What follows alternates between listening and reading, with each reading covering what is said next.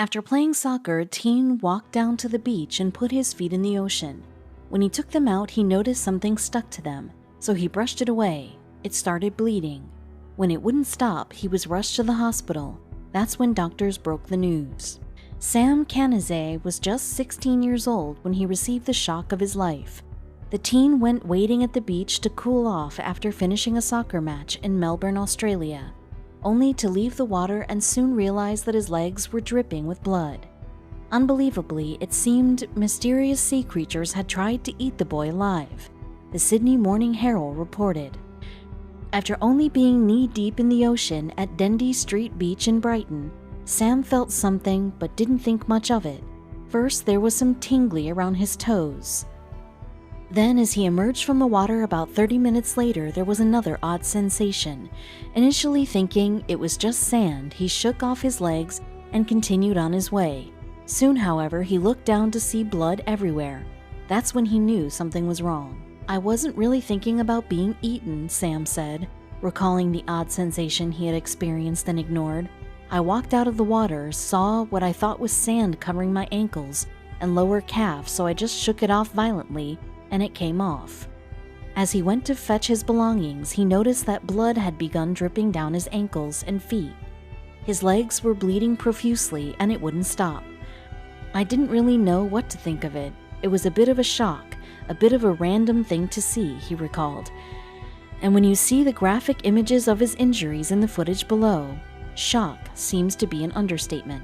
Unable to stop the bleeding, Jared Kanazay rushed his son to the hospital, where doctors were just as baffled about the boy's condition as Sam and his father were themselves. "My dad gave me this funny stare, and I gave him a stare because we both just had no clue what was going on," Sam said. 18 hours later, while still lying in the hospital, Sam's legs continued to ooze blood, and doctors were stumped as to the cause.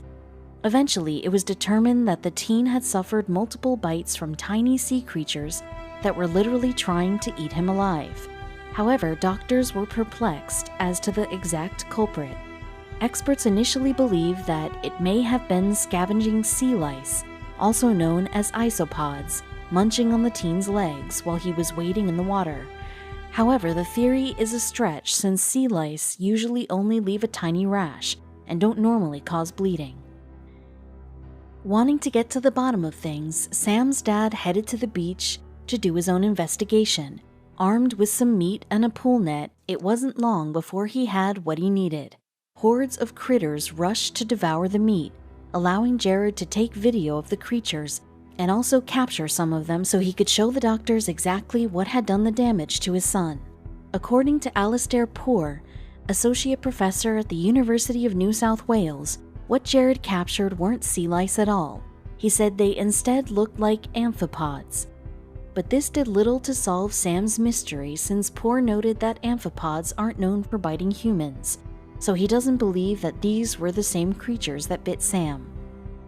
"You can attract a lot of animals in the sea with raw meat," Dr. Poor explained. "Even though it's interesting, it doesn't prove to me that they were the ones that bit his legs." Although he believes Jared captured amphipods with his meat-filled pool net, Poor is still inclined to believe that sea lice caused Sam's injuries. However, there's really no way to tell at this point. Although Sam was expected to make a full recovery, his parents still wanted to come forward with this unusual case, which eventually drew worldwide attention. Although they'd love to have answers as to what really injured their son, there's more to them sharing their story than just that. "I'd hate to see anyone else go through this. If we can prevent it for anyone else, that's the aim of us talking to people," Jane Kanazay, Sam's mother, explained, while at her son's hospital bedside as his legs continued to ooze blood days after the incident. She may have succeeded in her endeavor, even though the culprit hasn't been identified, because plenty of people are going to be hesitant to even go back into the water after seeing this. "I think I'll stick to swimming in a nice clear pool." Sam, however, is undeterred.